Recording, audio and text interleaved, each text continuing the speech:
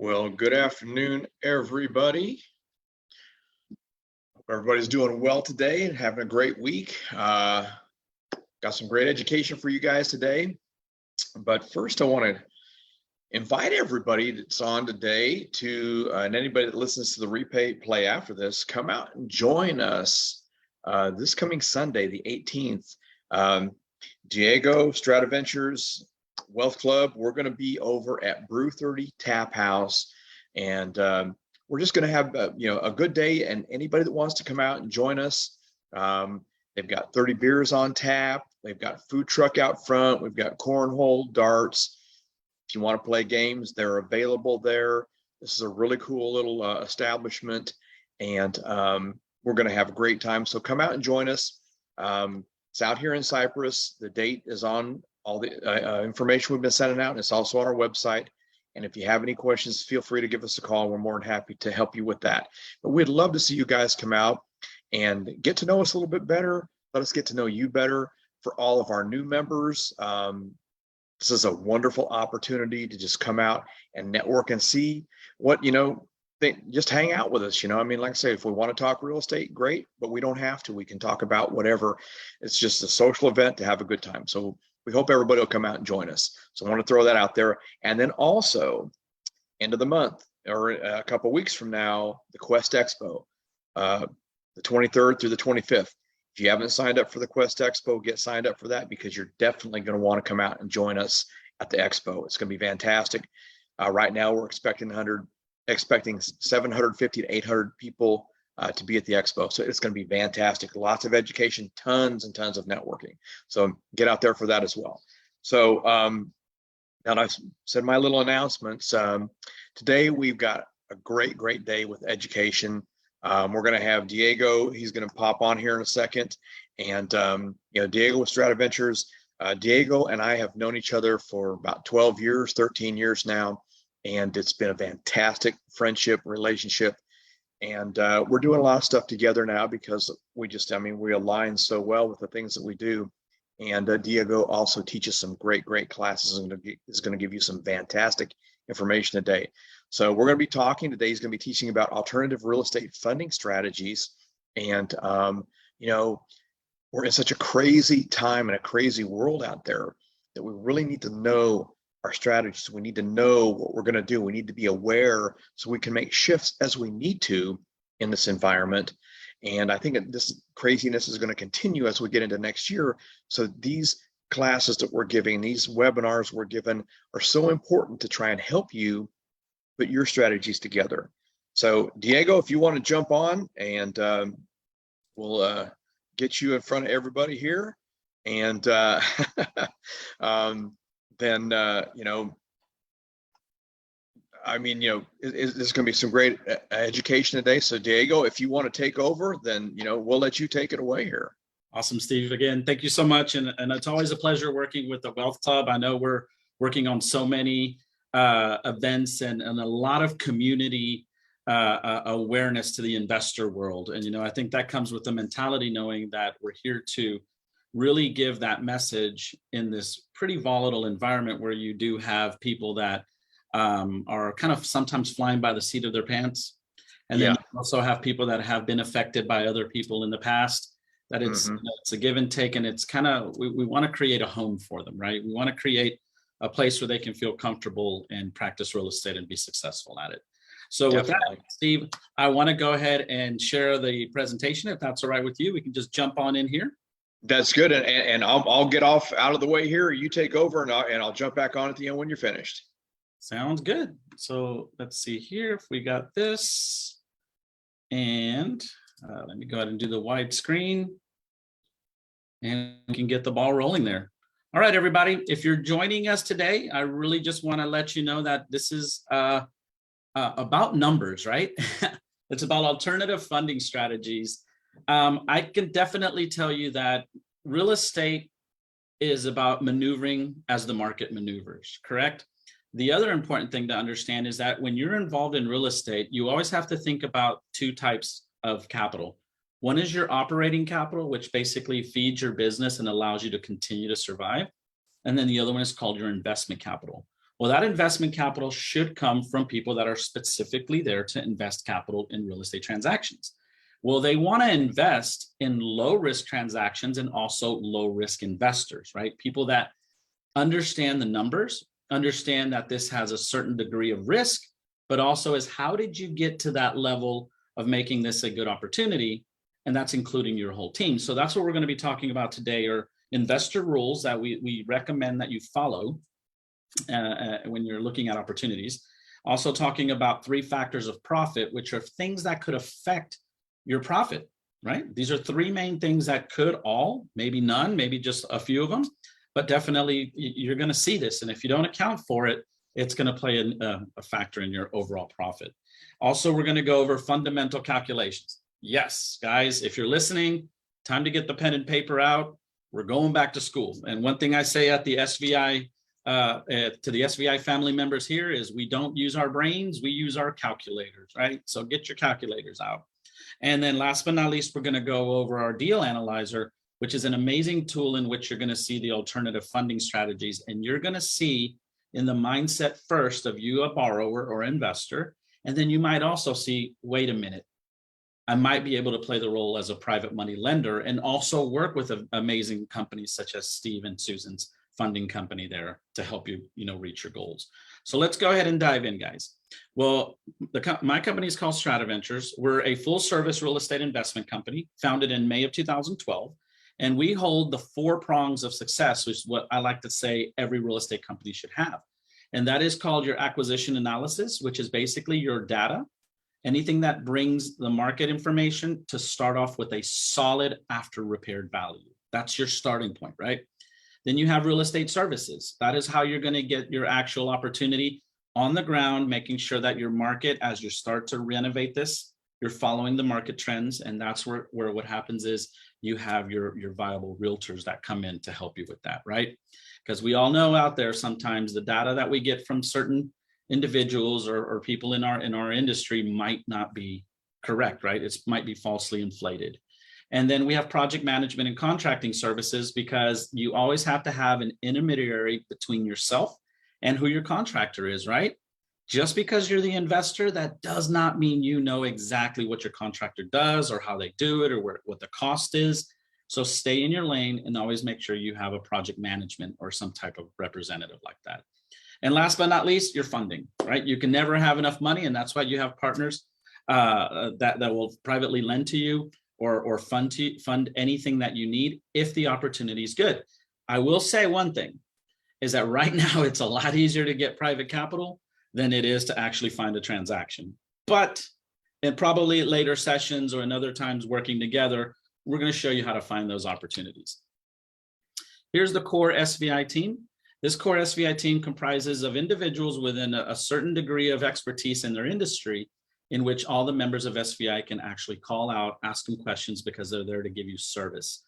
A lot of the main vendors that we have do not work for SVI, but they're giving their time for the SVI member base, and even other people that are not SVI members, because they're there wanting to work with a good caliber type of investor, guys.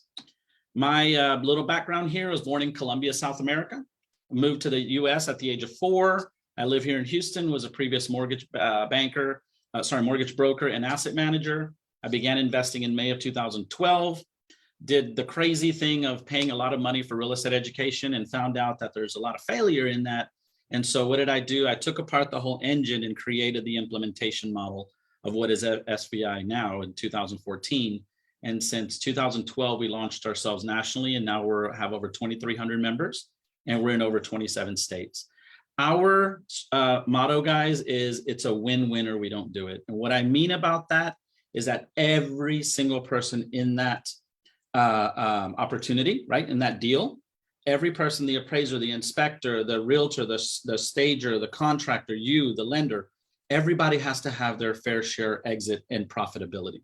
If that exists and that happens, you're always going to be working with the same low-risk team, hence multiplying, scaling. But if that doesn't happen, one person drops off and you bring in a new person, you're actually bringing in a different level of risk. So guys, today is about risk, right? What risk is being put out there? So with that question, with that direction, I invite you guys to answer this question in your mind. What does a real estate investor do, right? So ask yourself that question. I bet if you, like they say, if you ask the same question to 5 attorneys, you're going to get 5 different answers. That is the same thing that happens in real estate investing. You have many different people a part of this amazing, beautiful industry, but there's many different whys, ethics, drives. What's a good deal? What's a bad deal? Does this cost this? Does this cost that? So now you can really understand, wow, there's so many moving parts, so many values of risk. There's a reason why this business has a lot of failure. Well, you all have to, and we all at SVI do, follow one mentality, which is our identity. Here's our identity, guys. An investor at SVI with their mindset is they analyze, they act, they invest, they profit with one word in mind, and that word is risk. So if you really think about it, we're not flippers, rehabbers, active investors, whatever you want to call it. We are actually risk managers. Yep, did say it. We're risk managers. I had a lady one day tell me, she goes, Diego, you took the sexy out of real estate. I'm like, okay, that's fine. Because guess what? We're here about numbers. We're here about the data. And when you look at the data, your backyard just exploded. That means you can go anywhere around the country because all your local data should come from your local presence, but it's all under the same microscope. About understanding that definition, I'm going to break it down a little bit. For example, when I talk about analyzing, I want to make sure that you know that all the comps, all the market analysis should come from a reputable real estate agent licensed that understands where you're coming from. So if you really think about this, if you're pulling your own comps and you're analyzing your initial after repaired values or final after repaired values, and you've never done that before, that is going to be considered high risk data. When I talk about acts on, I'm talking about contractors, repairs, cost assumptions, due diligence. What should we or should we not do this type of finish or work to this property? If you're doing that yourself and the biggest thing you've ever changed was an air filter or a toilet seat, that's high risk. So now you have high risk comps, high risk repairs, and now you're going to go get investment capital to lend you. Well, that's where you have your hard money lenders, right? That's why people don't like them, because they take on the higher risk transactions, but it's not high risk to them. It's actually high risk to you, because they're going to ask you for more money to meet their lender guidelines. And at the end of the day, you should not be bringing any additional capital other than what's required by the lender to meet their guidelines, guys. A hard money lender becomes your best friend. Just think about that. When you know how to use them correctly, they become your best friend. Steve's financing company and private lending organization is our best friend. That's why you're able to do projects. That's why you're able to survive and make offers in this business, right? That's the confidence. And last but not least, profits. So you've got high risk comps, high risk repairs, high risk lending, and now you don't make any money. Well, let's chalk this up. Your average investor doesn't survive their first deal. A high percentage of them leave the business after their first deal, because everything else from the beginning to the end had a high risk tolerance, had a high risk measure on it. The goal is that as an investor, you look at your profits, and you guys might hate me here, under the percentile symbol, not under the dollar symbol, because an investor looks at a rate of return. So what we're going to see today is something called velocity of money, because as an investor, it's about investing, cashing out, collecting a return, investing, cashing out, collecting a return, summarizing your annual performance, and now you have an actual annualized rate of return. That's how you should be thinking about investing. On another note here is you got to think about what role you're going to play in the business. Do you want to be a technician? Do you want to be a manager? Do you want to be an entrepreneur? As an entrepreneur, guys, you should be only looking for deals and money, which basically means we are in the people business.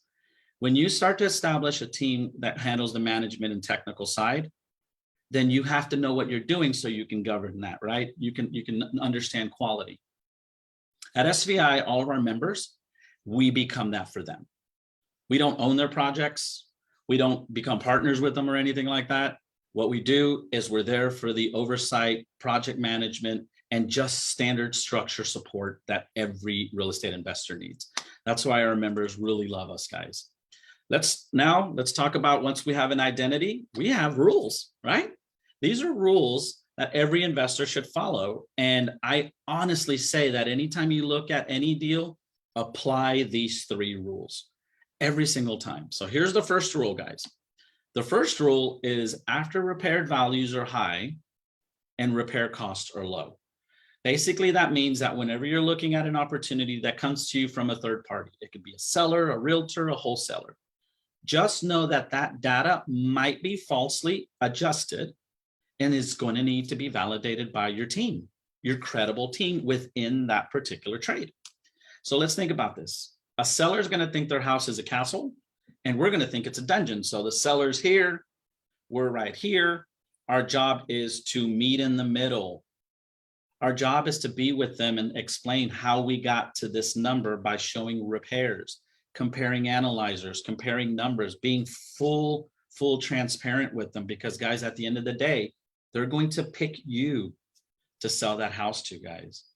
What does a realtor do? Well, a realtor is going to consider the highest sales price for more commissions. And guys, that's understandable because a lot of them have to meet their caps, right? They might be with brokers, so they want to hit the higher numbers as fast as possible to then start to reap the benefits of the higher commissions. And a wholesaler, guys, let's be honest here. We could probably show out of 10 people, 10 people will raise their hands that they give higher comps than expected and they give lower repairs, and they're always talking about do your own due diligence, right? It can become very, very volatile to work with the wholesaler industry right now, guys. That's why the wholesaler industry does not have a lot of staying power. People enter and people leave because it always boils down to one question that I always ask. If that deal that you have right now is that good, why aren't you doing it? Let's think about that, right, guys? Here's the second one. The second rule is anytime you're buying or repairing a property over 70% of after repaired value, don't use hard money lending. Make sure you're never borrowing over 70% from a hard money lender. It's there for reasons of safety, right? You need to have wiggle room. There's a 30% window for things that can occur.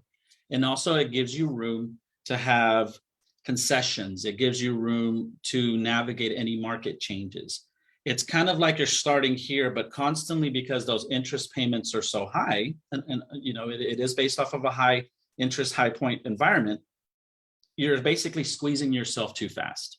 But if you start off with a cost to value, which is buying, repairing it divided by what it's worth, if you start off with a high number and actually have to bring a lot of money down, you're going to then be stuck in a situation where you're crunching your opportunities to exit safely. And last but not least, this is the almighty rule of SVI. Don't be greedy. Guys, numbers do not lie, emotions do. That's why we see people emotionally charged looking at every single opportunity that's out there.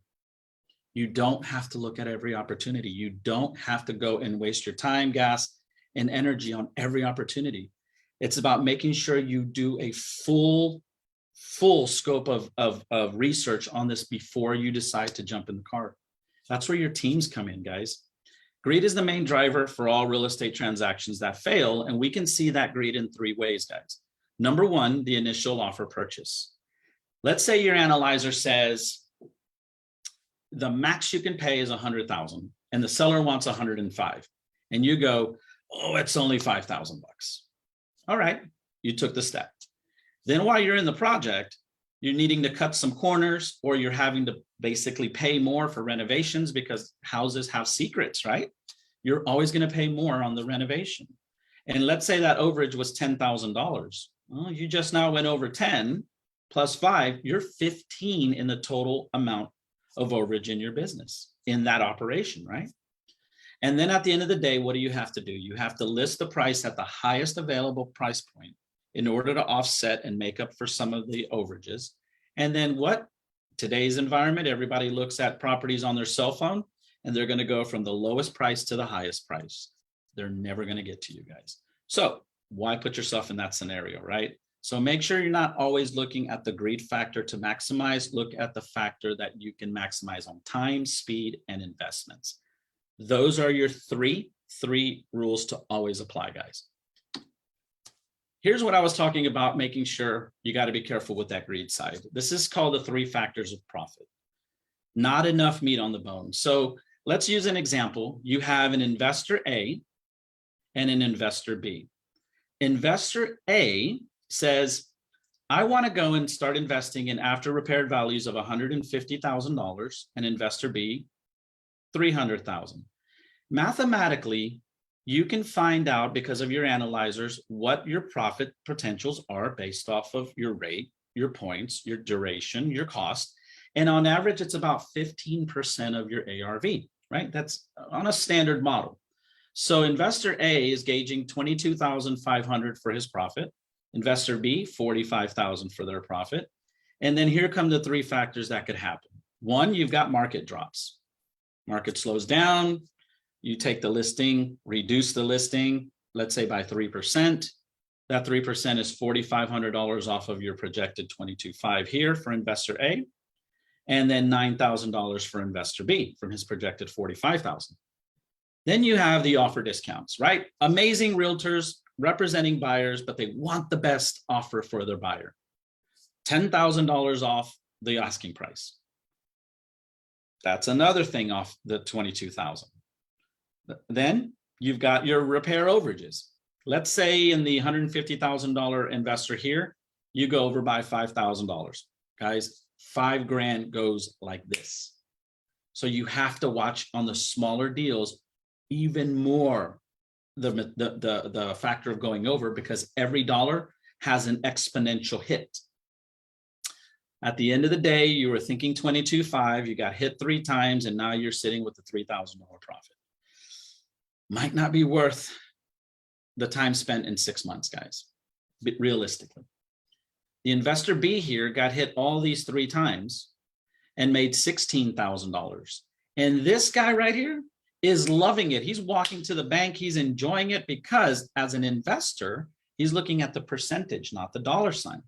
Because on average, $300,000 ARVs with down payment points and interest for 6 months, you're looking around $30,000 to $35,000 worth of investment money, which is privately lent money, right? Because your money should be operational money. So if you invest $30,000 and you got hit 3 times and still made $16,000, in the span of 6 months or less, you just made a over 50% rate of return. That's over 100% annualized if you do this 2 times in a year. That's how you need to look at real estate. That's how you need to look at when the market becomes saturated, is how are you still going to practice, but understanding what levels of returns you're going to get, right? Now let's take this now back into school. Get your calculators out, guys. These are fundamental calculations that we highly recommend you always run, because you could be having lunch, enjoying a cup of coffee, you get a text from a wholesaler or it's an email, you should be able to do it on a piece of paper and pen. Absolutely, you should be able to do it. Here's the first calculation. The first calculation is, what is the initial project cost to value? So let's imagine a wholesaler sends you a property that is $225,000 in their ARV, $35,000 in the repairs, they say, $136,000 in asking price.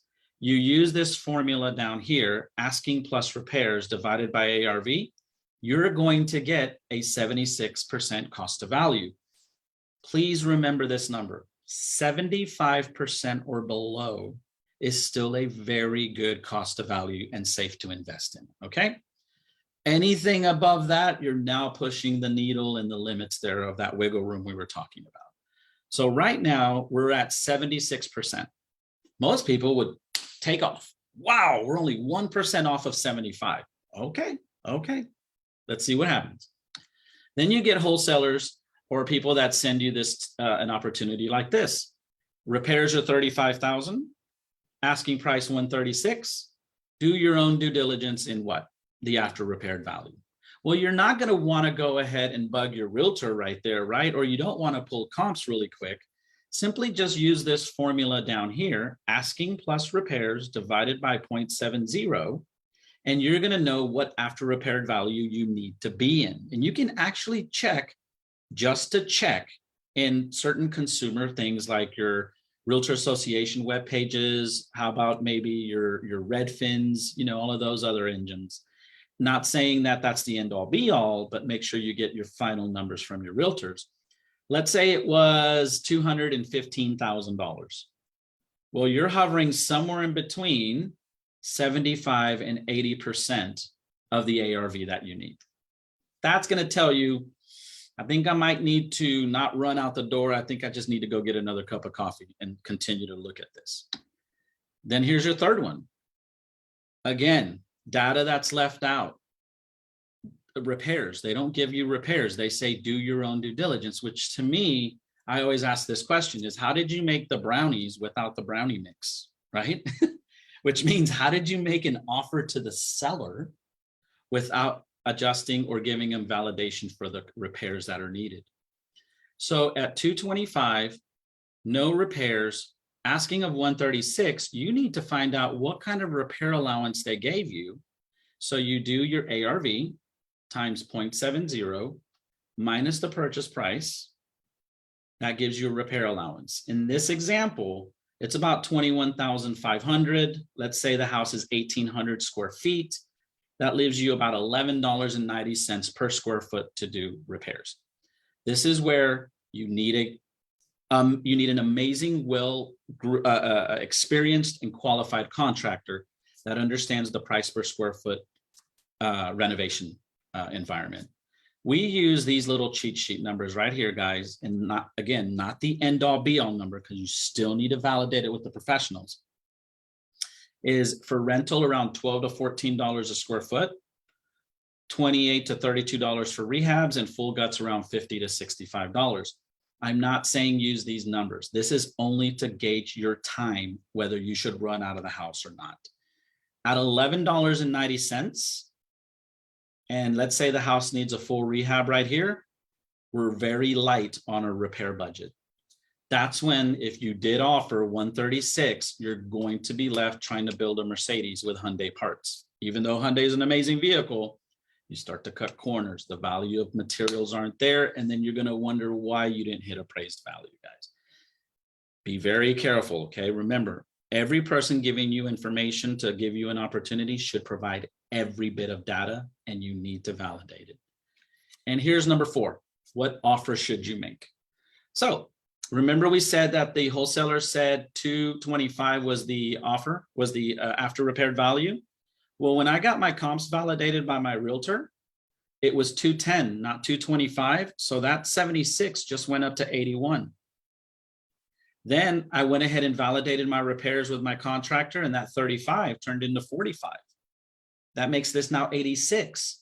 So when we thought we were 1% off of 75 maximum, we're actually 11% off right now. We're 16% off of the lender guideline.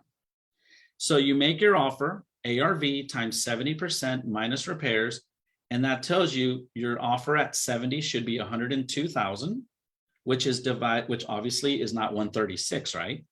And your max offer should be at 112, because that's your maximum CTV threshold of 75%. That, guys, means that you're probably not going to get the offer accepted, but at least you threw out an offer. That is the key part of this. You threw out an offer. Statistics say that your average real estate investor makes 5 offers per month. You're not going to get a deal making 5 offers per month. You should be making offers on everything you analyze, because what's the worst you can get is a no. We've actually made offers on properties, gotten no's. 2 months down the road, they're calling us because we were the only people to make offers. So make the offer. You don't lose anything. And we're going to talk about here, before we go into the deal analyzer for you to look at, this is how we talk to the seller to make sure that we're making sure that they're not thinking we're there to gouge them, right?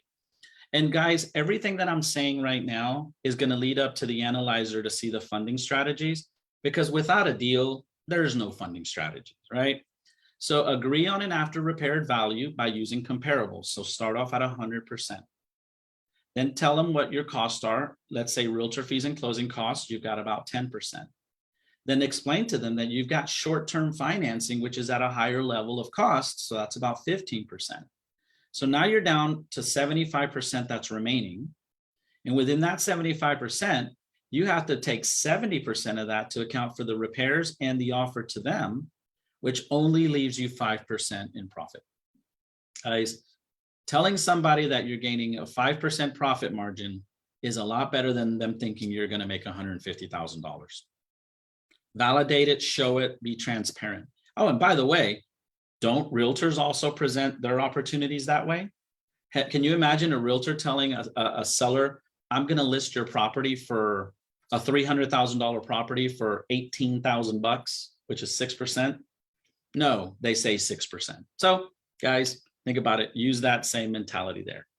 All right, let's take a look at our deal sheet.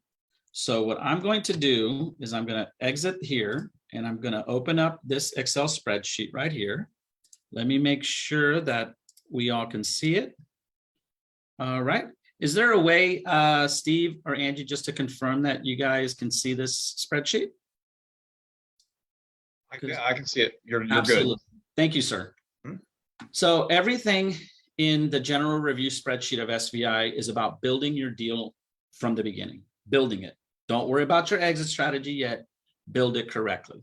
So let's say hypothetically, we have a wholesaler that sends us a property that's 1,800 square feet, tells us it has an after repaired value of $250,000, says that the repairs are $35,000, and then wants to sell it to us for $139,000, which includes their wholesale fee. What do we see here in column C? That if we buy it for $139 plus closing costs, we're acquiring it for $143 plus the $35 in repairs, that's $178,000 in total project cost. When you take the total project cost divided by the 250, this makes a 71% CTV. This is where people get emotionally charged. Don't. You're still missing some data. You're missing data such as making sure you know what your comps are going to be and what ranges. So you have your lot size here, 5,000, the year 1985, your realtors pulling comparables in plus or minus 10% of subject lot and square footage, and plus or minus 10 years in the year built. It's a pretty good range, guys. And then you have your ad cost. Well, what are your ad costs? Appraisals and inspections. You're going to need to pay that anyway, right, guys? Because I'm assuming Steve or anybody who you borrow money from is going to need that. Then you actually address about a marketing budget. You know, I always put about $500 per transaction in order to move money into my marketing coffer, right? I need to be able to know that I still can go out there and market. And then we always collect one whole year's worth of taxes. The reason why we collect one whole year's worth of taxes is that we don't know what our exit strategy is going to be down the line. You know that interest rates have gone up, rental prices have gone up. A lot of people have now turned their exit strategy of an existing flip into a rental property. You should have accounted for all the taxes, right, guys? So think about that. That 71% that the wholesaler gave us, by now adding these three things, moved us to 74%. I'm going to take and send a message to my realtor and say, Stacy, would you mind pulling comps for me? And she comes back and says, yep, the right comps are 235, not 250. Look what just happened to your CTV. It went up. And then I'm going to make an executive decision to go myself to the property and start walking it to validate repairs if I feel like I need to. I'm going to use my repair estimator that we have here at SVI for our members, which is a line item estimator with 193 sections that has material and labor costs that every 3 months gets adjusted by our project management and contracting department. So we know where our contractors are on cost. Material, labor, those two things fluctuate. Labor right now, guys, is increasing more than the material cost is because of obviously inflation and cost to live. When you fill out all of your line items, you're going to get a budget, right? When you get a budget, then you put that budget here and we find out that it was actually $47,000, not $35,000.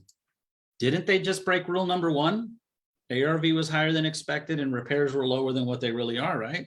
That's going to happen about 99% of the time, but it's okay. It's our job to validate this. So now that we have valid data, we're up to 84%, and 9 out of 10 investors coming into the world of investing are going to use hard money lending or private money lending.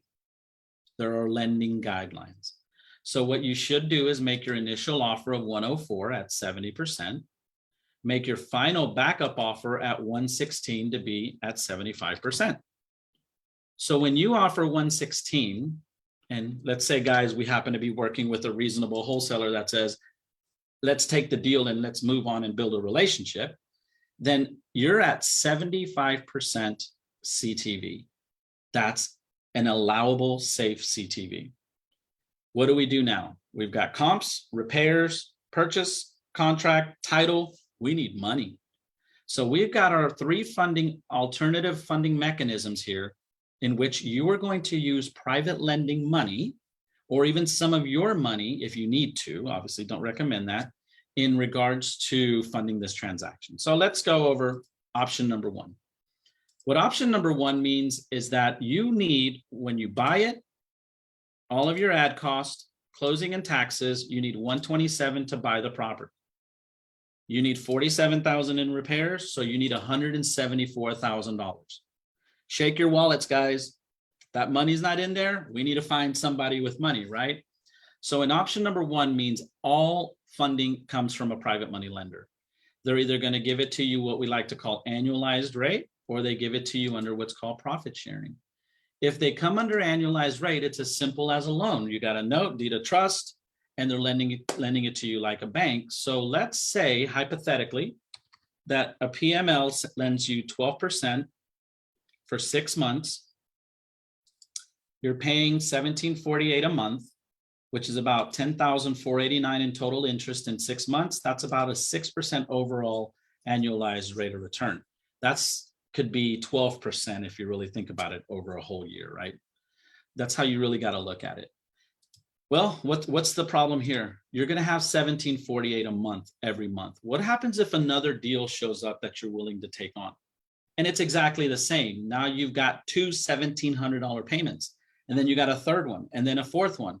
You're stretching yourself too thin, right? You're choking your capacity of debt service. That's how people spread themselves too thin. And so basically, moral of the story here is however much money you have to debt service with, it tells you the speed that you're going to grow at. You don't want to do that, right? We use something here called profit sharing. When we work with profit sharing, there is lending and then there's investing. Your PML is investing with you. And when they're investing with you, you're basically creating a joint venture, plus you're setting up an entity to house the asset for protection. And it's governed by operating agreements in order for you to have this opportunity. Normally, those operating agreements talk about contribution, distributions, and timelines, and we won't get into that, but just know that there's a different structure. It's apples and oranges here. So what's the difference? You're profit sharing. I'm going to put here an example of 50-50 profit sharing because I believe that if you have the deal and you've got the money, should be equal. If you don't have the money and you don't have the deal, nothing happens, right? So what happens here?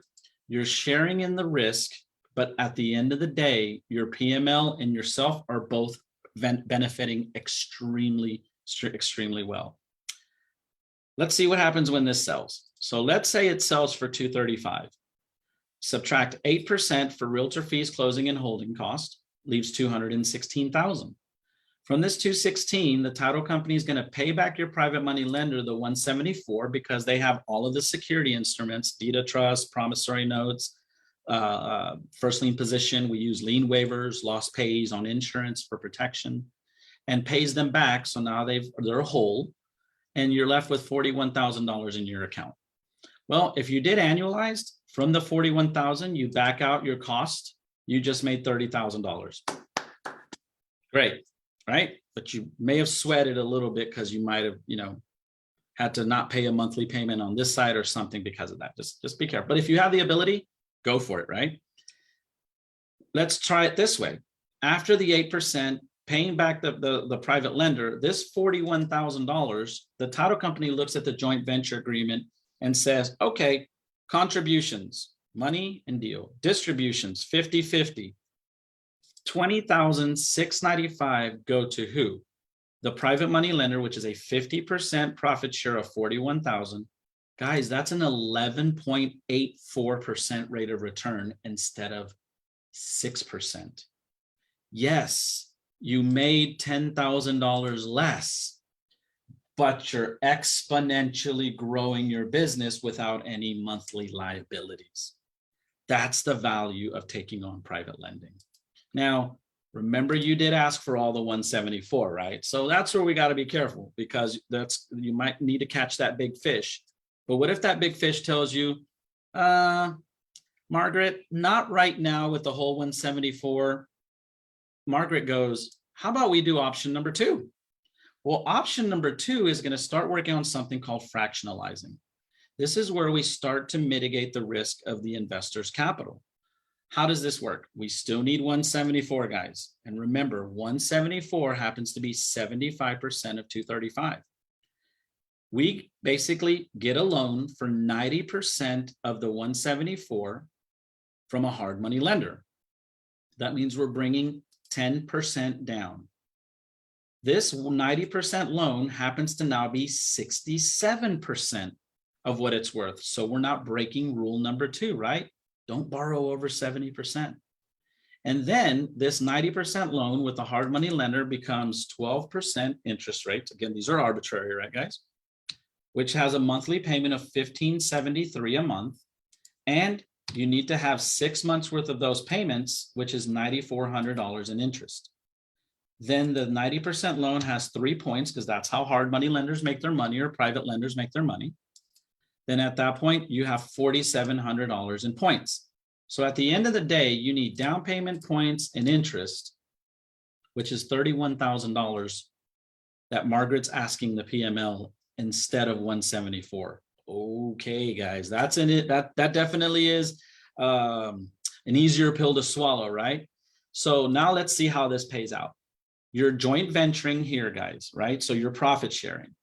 When it sells for 235 minus the 8%, the title company pays back the 174, which is the 90% loan to the hard money lender, the 10% to the PML. The title company's left with 41,000. From the 41,000, because of the JV instructions, pays back the PML the interest and the points. So everybody's whole. You have your debt service investor partner here back with their 31. You have the hard money lender with their 157. And now you're left with $27,000. From that $27,000, guys, 25% of it, and again, these are arbitrary splits, however you want to do it. And we train our members to really use these kind of like a lightsaber, right? They become Jedis. 25% of 27,000 is $6,800. That's a 22% rate of return. That is phenomenal. Least exposure, highest rate of return. Maximum exposure, lowest rate of return. See where I'm going with this? And it's a lot easier to get 31,000 than 174. Normally when this happens, you have the PML come to you and say, Margaret, this went great. How about I do my $175,000 that I said I had, and how about we see how many we can do in the same scenario? So it's very simple. Just go 174,000 that you needed, divide that by 31,600 that you needed in your bank, what you needed to do this deal. Guys, that's 5 transactions. You're working on 5 separate deals, growing and scaling your business with one PML, and you have put all his eggs in separate baskets. I hope that resonated, right? Now, you're also going to get private money lenders that say, I don't like hard money lenders. Just don't like them. I hear they're predatory or whatever that is. It's okay. To me, you might need to work a little harder to educate that PML on why it's safe to borrow money from your best friend, right? Which is a hard money lender. But if you have somebody that's more conservative, we got option number 3. And option number 3, which is my favorite option, is that I'm asking the PML just to buy the ugly house, just to buy the asset, right? The purchase asset. What happens there? When they're paying $127,000 to the title company gives them first lien position, deeds of trust, promissory notes, everything. And they're collateralized at 54%, 54 cents on the dollar, guys. You are also bringing your skin in the game, which could be borrowed money, could be your own money, but you're bringing your skin in the game, which are the repairs, and you're paying them a flat rate of 10% no matter what. Because at that point, your holding costs now are static. They're not moving. In all these other options, your holding costs move as time progresses, right? You're always going to have a moving target. Here, your target stays still. So how does this work? Again, sells for $235 minus the 8%. Title company pays the first lien position to the PML. They pay you back your 47. You're left with 41,000.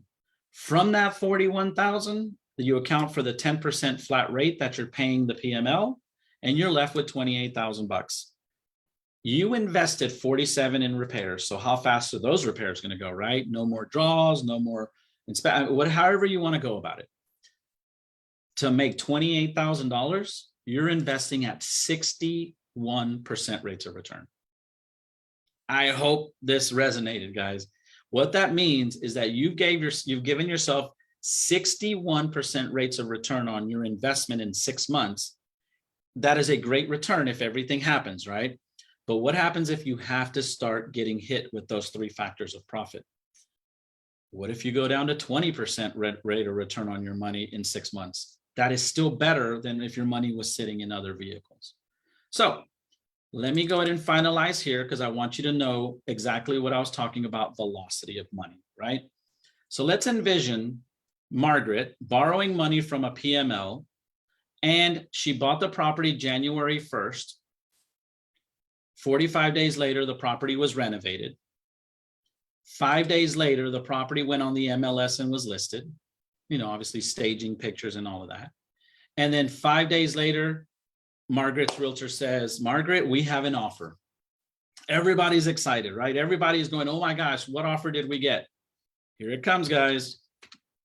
The offer is $215,000. I'm going to let you think about this for about 5 to 10 seconds.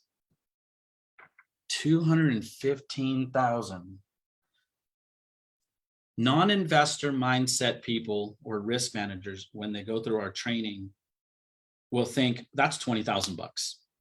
Wow, that's too much. They'll either counter or they'll let the seller or the buyer pass on.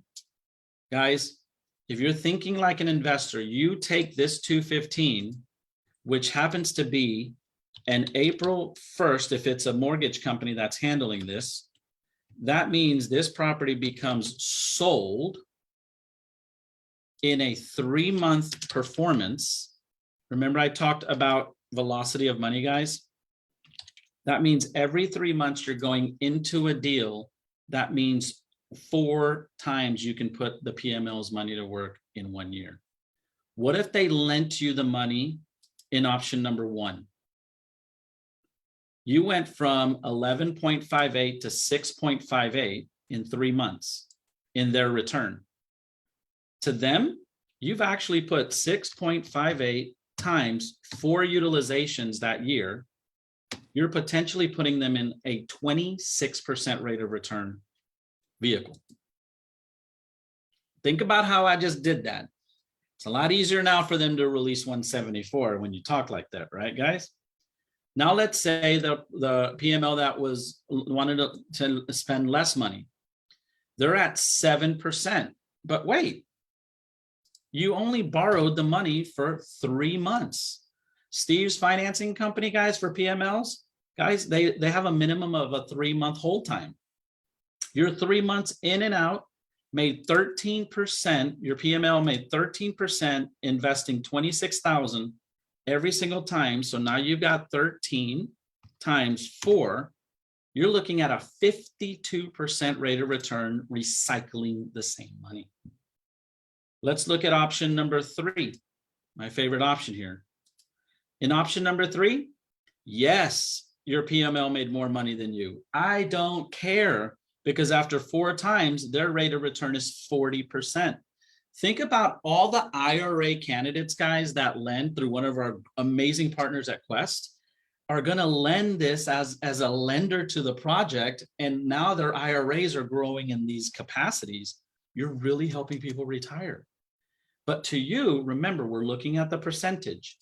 You made 10 off of an investment of 47. Look at this, guys, 22% every utilization. You are growing $47,000 at an 88% rate of return.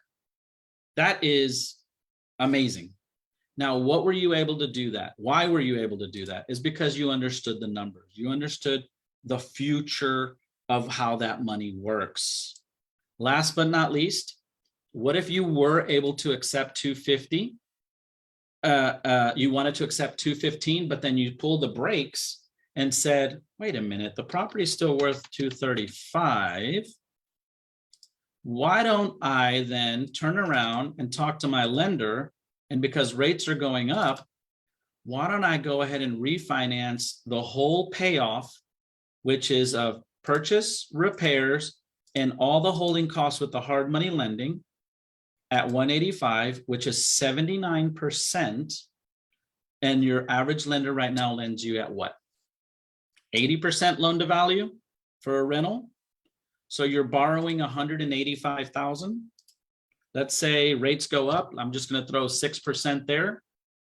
Let's say you have annual 500 in HOA and you have 1,200 in mortgage payments. I'm sorry, in insurance. Your total principal and interest, taxes and insurance per month is $1,794. And let's say for a property like this, it becomes $2,100 in cash flow. Let's say that's your rent. You're collecting you're collecting 25,000 in rents, paying out 21,000 in expenditures, leaves $3,600. You take out your annual reserves, and I'm going to be very clear here, guys. Every passive investor is different. Some are very rich in what they take out. Some of them don't take out anything. So I'm going to leave that to you. But if you really look at this, your $3,600 divided by 12 is $306 a month. And all you paid were the closing costs to get your loan refinanced. That is less than a 2-year payout of your investment. And as rents start to rise, watch your percentages exponentially multiply because you don't have that much money in there. All right, Steve, I hope the information was great.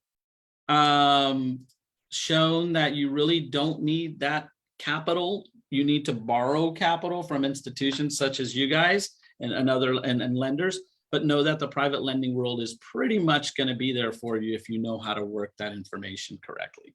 Oh, definitely, definitely. And this was fantastic information. And what I really love about it is we talk the same language. I've taught all these different philosophies for years, and it's so refreshing to hear other people like yourself that come on and say the same thing.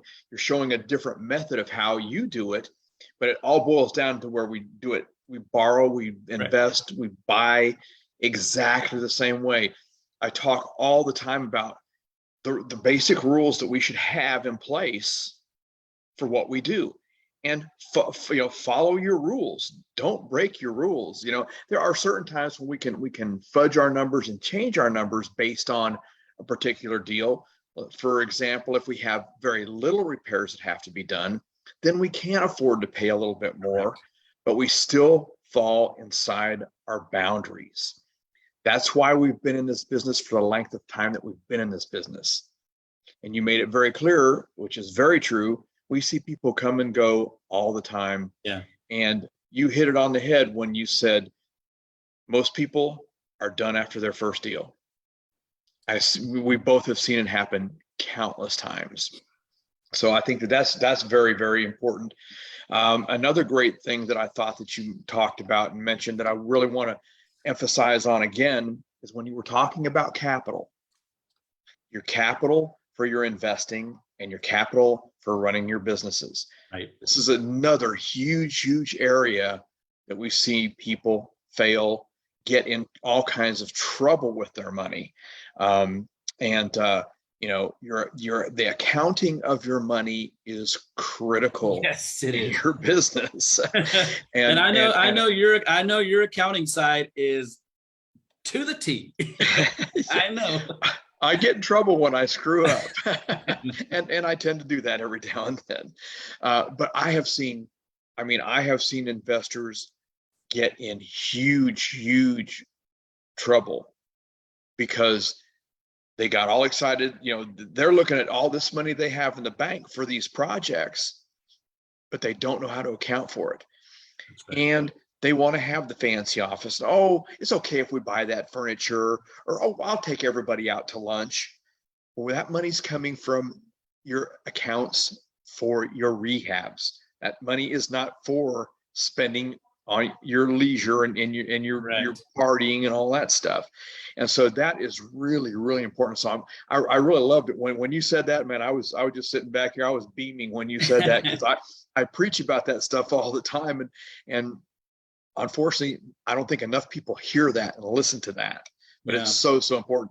And and of course, the people that really don't listen to it are the ones you're going to see all over the internet with the flashing the $100 bills and with the fancy cars, because that's where most of that money is going to the wrong place. Right. And Steve, I'll tell you one thing. We love working with your organization because the initial mindset of somebody coming in to an organization like the Wealth Club, and knowing that those parameters, those boundaries, that mindset is put to in very well kind of instilled.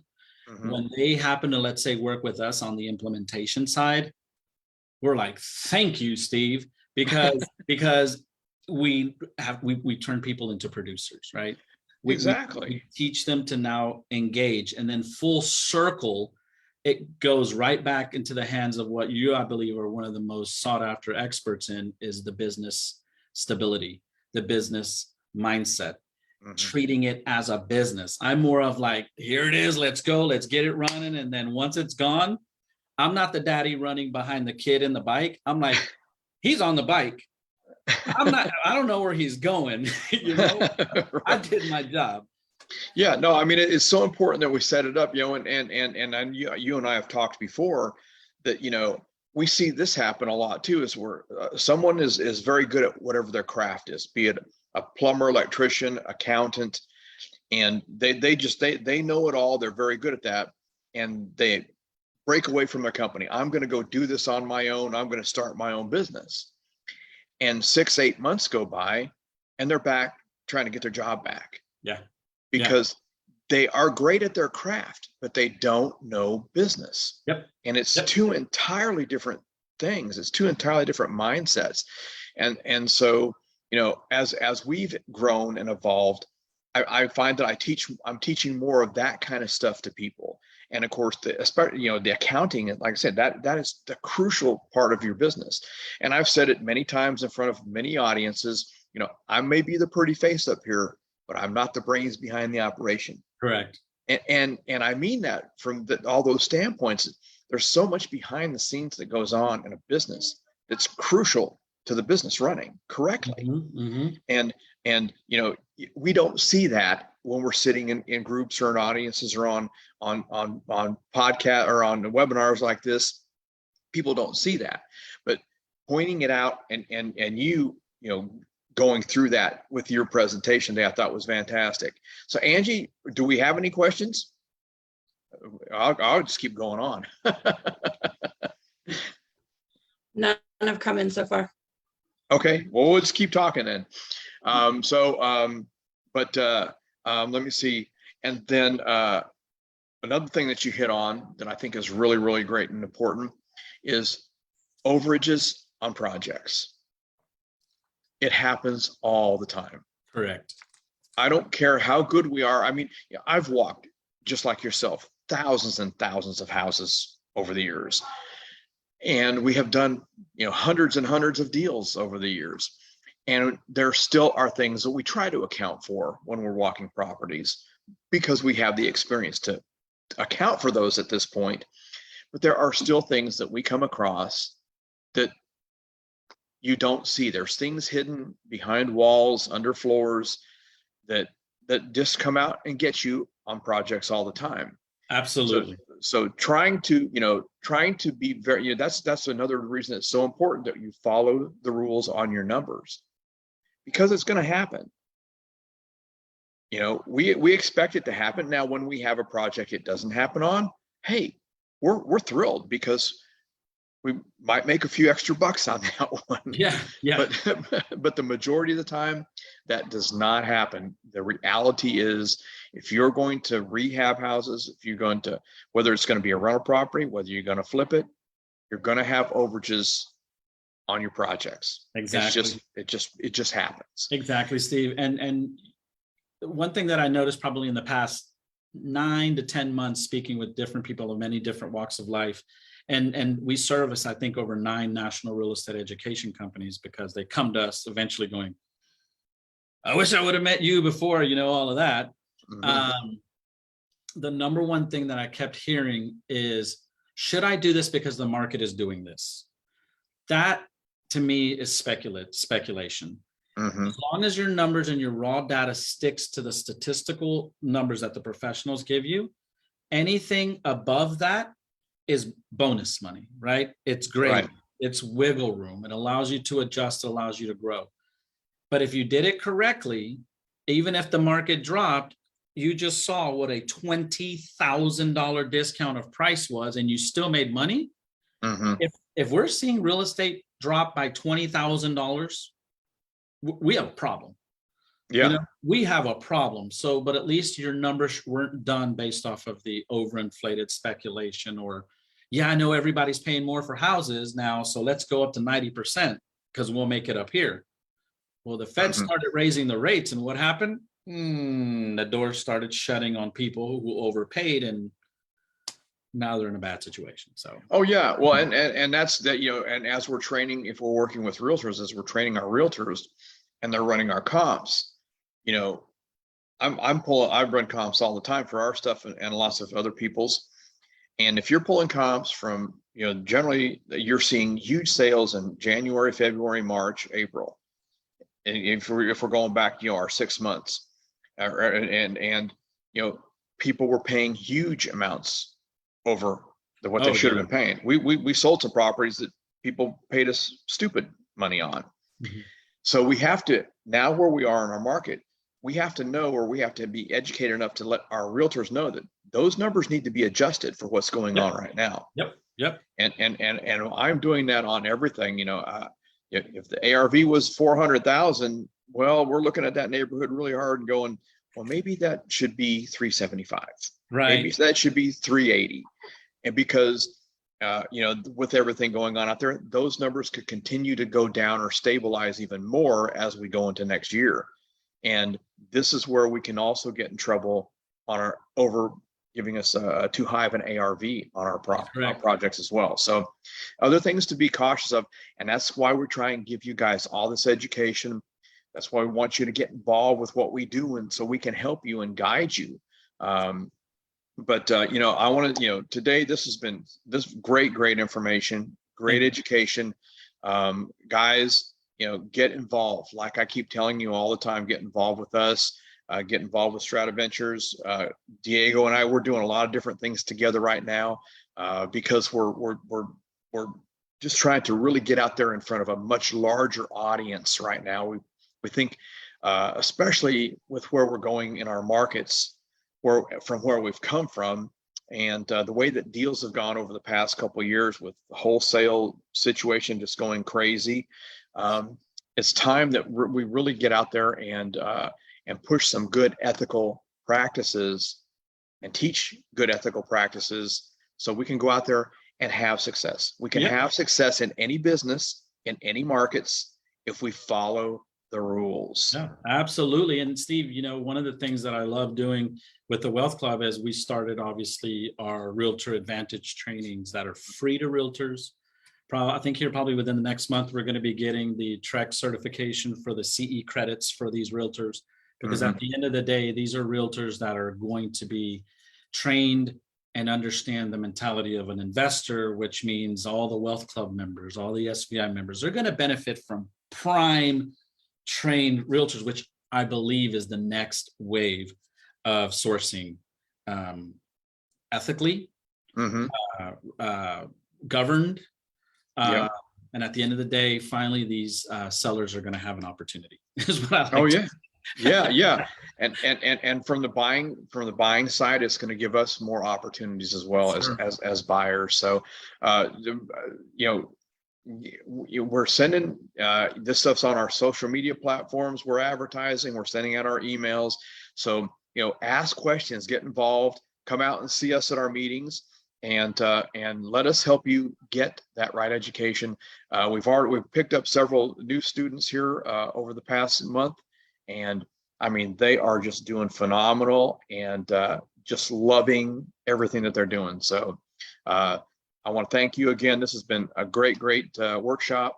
And guys, we'll send out a replay tomorrow. So for those that didn't get on today, you'll get the replays anyhow. And thank you for popping that up there. We've got our social event on Sunday at Brew 30. And guys, come out and have some fun with us. I mean, we're just going to be out there hanging out, having a few pints, and maybe playing some cornhole and trying to hit a dartboard or whatever. Right. and so it'll be fun. Yep. And StatiVentures, Steve, as everybody knows, we're on all social media platforms. Just go ahead and find us, and we look forward to working with as many people as possible, and obviously the amazing partnership that we have with you guys. Oh yeah, definitely, yeah.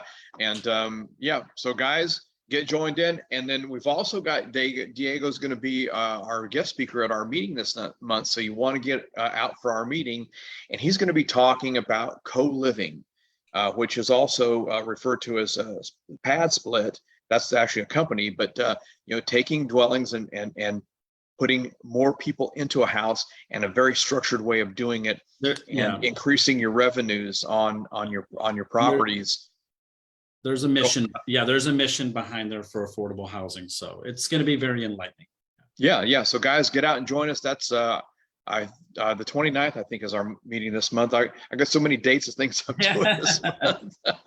Awesome. But you guys, we're sending you all that stuff too. So guys, thanks so much for joining us today. Really enjoyed this. Diego, thank you again. This was fantastic. And till next time, guys, have a great one. If you need anything, always reach out to us, and we're there to help you. Thanks for having us, Steve. You're welcome. Bye.